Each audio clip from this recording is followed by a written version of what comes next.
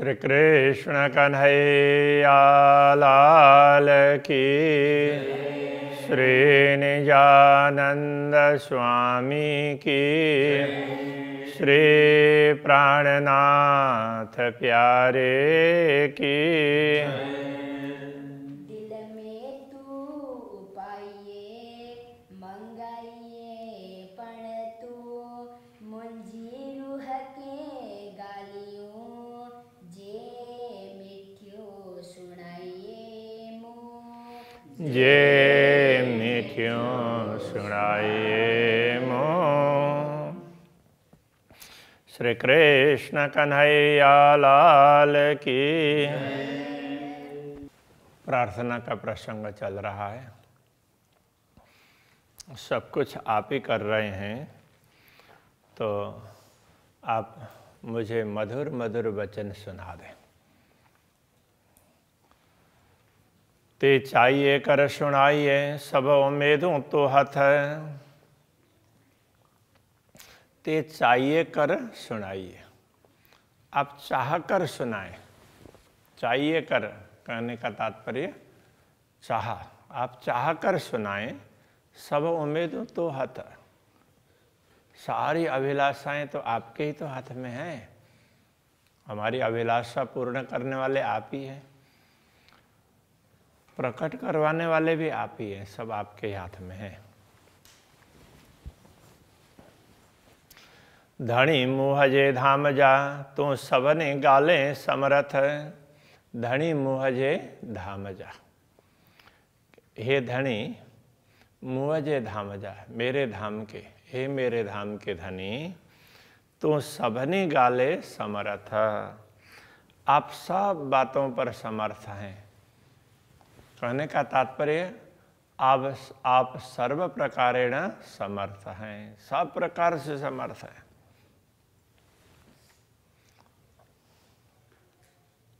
मुँह चायो भू आसमान बीच, आऊँ हे कली आइया। तो मुँह चायो, अब अपनी बात कह रहे हैं। मैंने आपको कहा भू आसमान बीच, भूमि और आकाश के बीच में आऊँ हे कली आइया। आऊँ का अर्थ मैं, हे कली अकेले आइया हूँ। मैंने आपको कहा कि मैं नीचे भूमि और ऊपर आसमान में अकेली ही हूँ, तो उसके लिए स्पष्टीकरण दे रहे हैं। हाँ, मैं ऐसे अकेली तो हूँ ही। जी न अच्छे दिल में खतरों से माधाई थी लैया।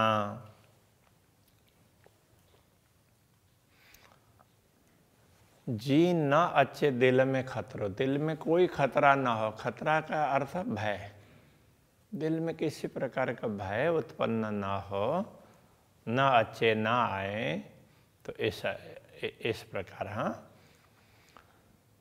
से माधाई थी लैया। तो वो माधाई थी, माधा आगे, अब माधाई थी कहेंगे तो यहाँ पर पहले से ही लैया, तो पहले से ही मैं ध्यान रख रही, पहले से ले रही हूँ।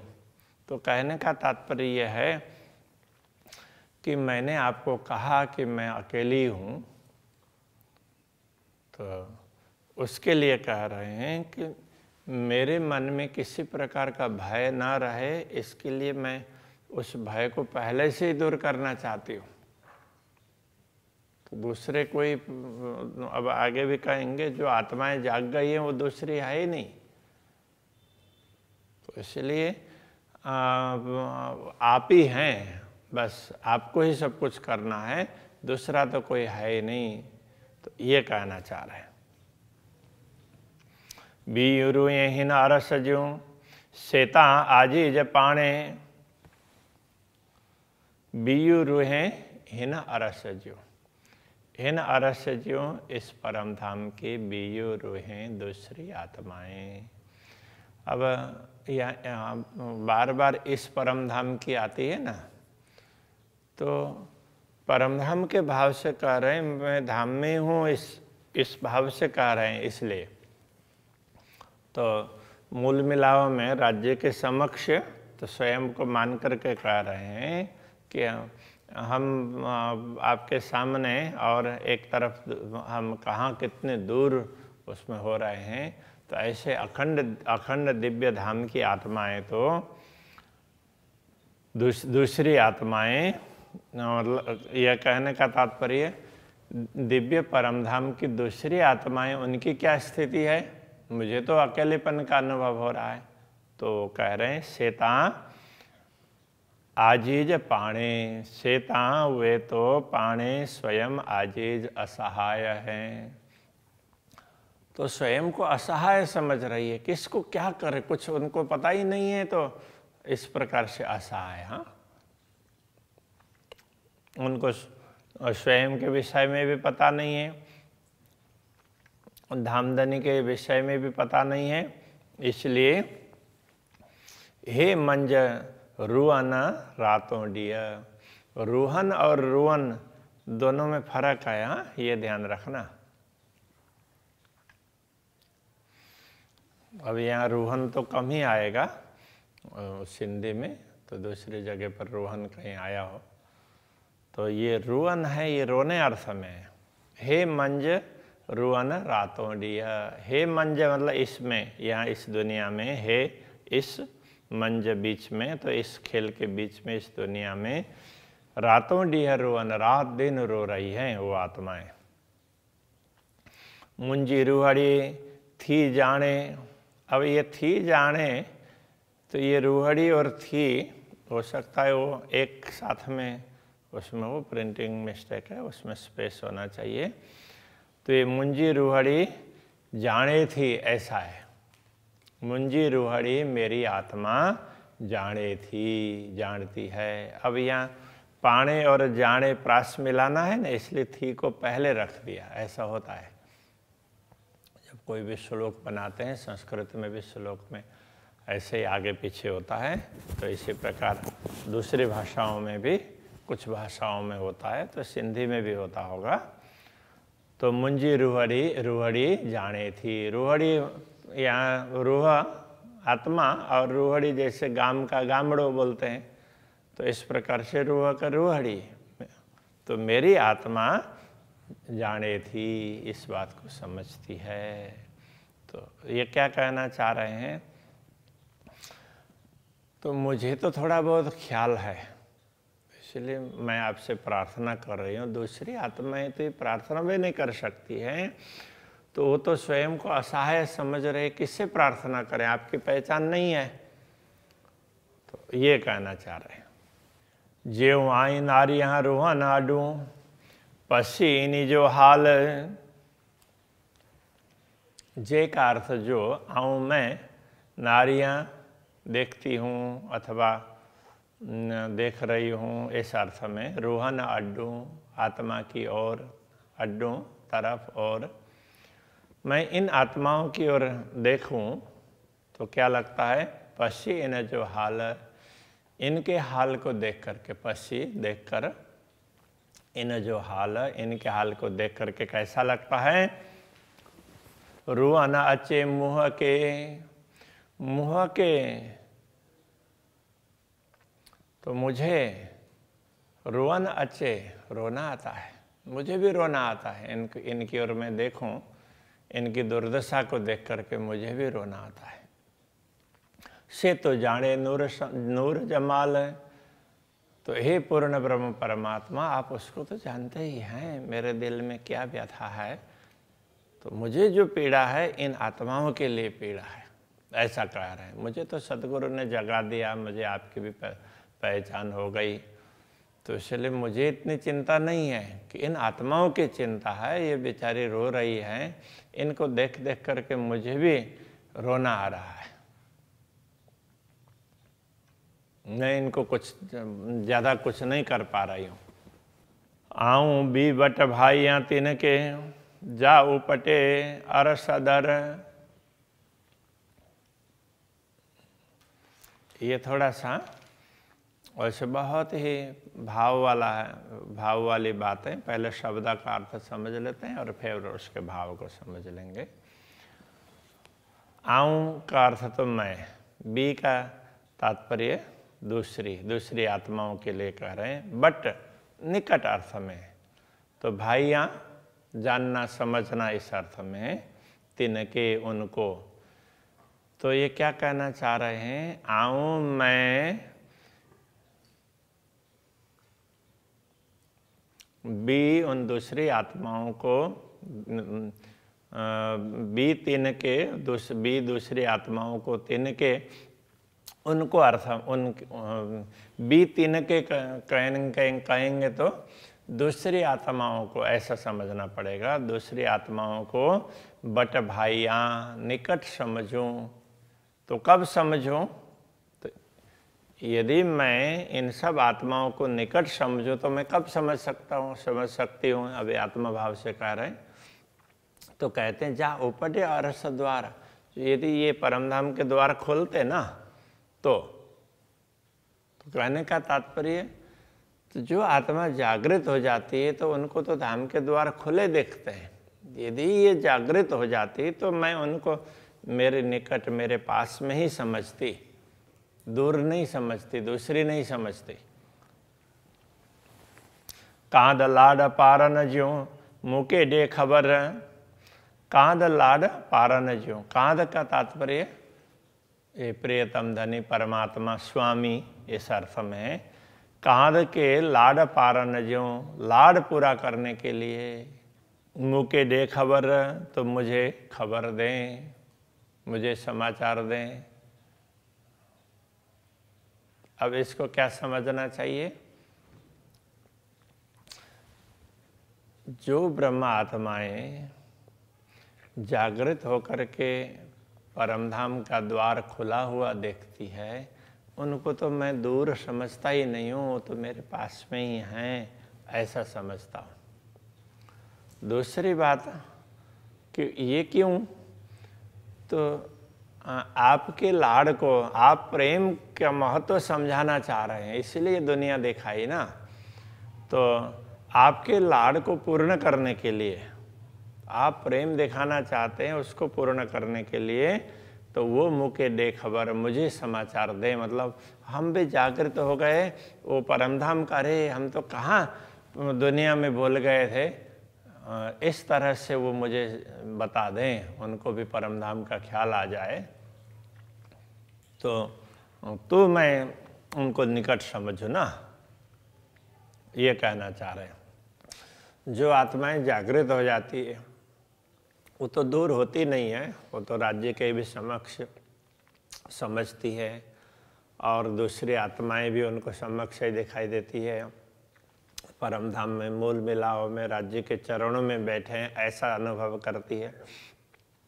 तो ये आत्माएं दूसरी, उनको दूसरी मैं इसलिए कह रहा हूँ, वो अपने आप को दूर समझ रही है। तो जैसे वो जागृत हो जाएंगे तो मुझे ये लगेगा कि हाँ, कि आप जो प्रेम समझाना चाह रहे थे उस बात को उन्होंने समझ लिया, आपके प्रेम को उन्होंने समझ लिया, अब जागृत हो गई है। अब दूसरा भाव भी समझा रहे हैं यहाँ, दूसरे चौपाई में दूसरे तरीके से समझा रहे हैं। ताकि चुआ बीत इनके जे मुँह अड्डा पसी रोए। ता का अर्थ तो की क्यों अथवा कैसे, चुआ कहूँ बी तिनके, बी दूसरे तिनके उनको, उन आत्माओं को दूसरी मैं कैसे कहूँ जे मुँह अड्डा मेरी ओर पसी देखकर रो रही है, मेरी ओर देखकर रो रही है। कहने का तात्पर्य, तो मेरे से वो अपेक्षा रख रही है ये जगा दे। जो आत्माएं मेरी ओर देख करके रो रही है तो उनको मैं दूसरी भी कैसे कहूँ। जिनको कुछ पता ही नहीं है तो उनके लिए तो दूसरे कह सकते हैं, किंतु वो मुझे जगाने के लिए वो मुझसे वो जगाने की अपेक्षा रख रही है, तो उनको मैं दूसरी भी कैसे कहूँ जो मेरी ओर देख करके रो रही है। ये कहने का तात्पर्य ये है, हाँ, मेरी ओर देख कर रो रही है, वो दूसरी, उनको दूसरी कैसे कहूँ, तो मुझसे अपेक्षा रख रही है। तो इसलिए मुझे तो उनको अपनी समझ करके जगाना पड़ेगा।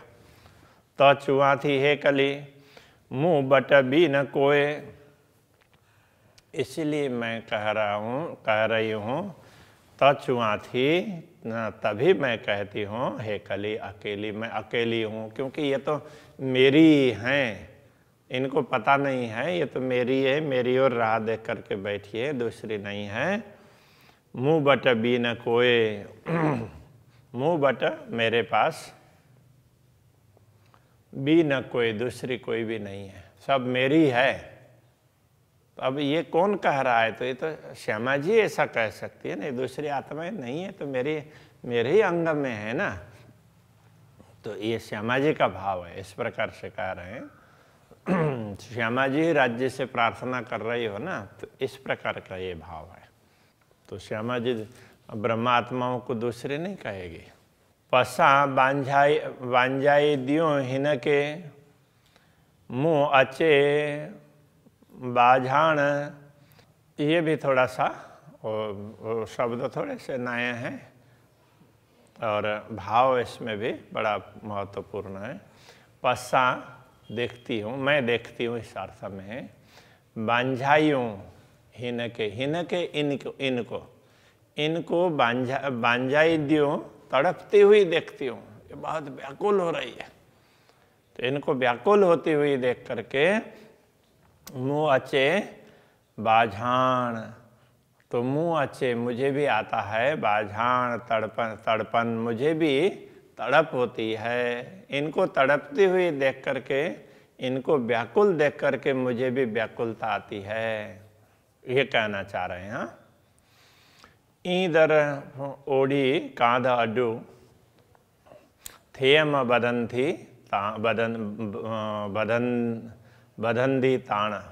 थेयम बदंदी ताण, ईदर ओढ़ी कांध अड्डू। अब कांध ये उसमें स्वामी प्रियतम धनी इस अर्थ में है। तो हे कांध, हे प्रियतम धनी, ई दर ओढ़ो, इस द्वार, आपके द्वार की दर ओढ़ी, ओढ़ी का तात्पर्य और तरफ, तो आपके द्वार के तरफ आते हुए थेयम बदंदी ताण, तो मैं थेयम होती हूँ, बदंती बंधी हुई, ताण बंद खिंची हुई। तो ये कहने का तात्पर्य यह है कि मुझे आपकी ओर आते हुए इनका खिंचाव बना रहता, ये मुझे खींच रही है। तो इस तरह से ये बांध करके इनके साथ मेरा लगाव है और वो बंधा हुआ है और मैं खींची हुई हूँ ऐसा लगता है, इसलिए मैं आपकी ओर भी आ नहीं सकती हूँ, मैं आपके चरणों में पूर्ण रूप से जागृत भी नहीं हो सकती हूँ इनको छोड़ करके। तो इनका खिंचाव है, मुझे बांध करके तान रहा है ऐसा लगता है, ये कहना चाह रहे हैं। तो अभी यहीं रखते हैं। श्री कृष्ण कन्हैया लाल की। थेयमा बदंदी ताण,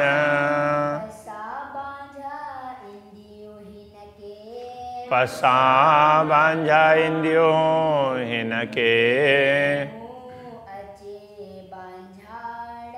मुँह अचे बाझाण, ईदर ओढ़ी कांध अड्डू,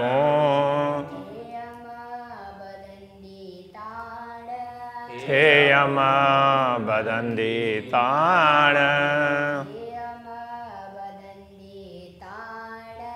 थेयम बदंदी ताण।